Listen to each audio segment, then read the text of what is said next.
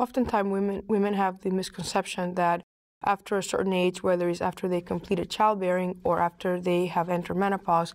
that they may no longer need to be screened for cervical cancer. And that's not accurate, to the degree that the new set of guidelines recommend that women continue with pap smear screening, especially if they've ever had any abnormal pap smears in their lifetime.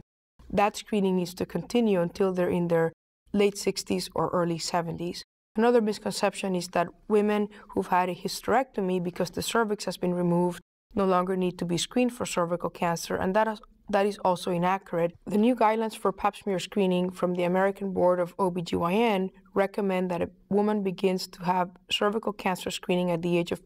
21,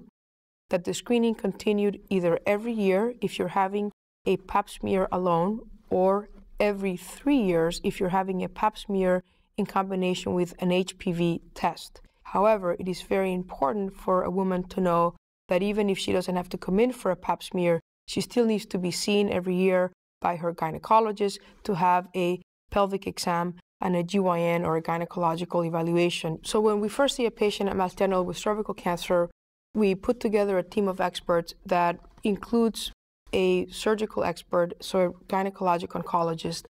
a medical oncologist who's an expert in making recommendations about the need for chemotherapy, and a radiation oncologist who will give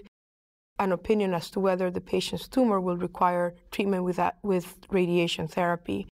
Our goal is to be able to put together a recommendation for treatment that will optimize efficacy of treatment, but also minimize long-term side effects.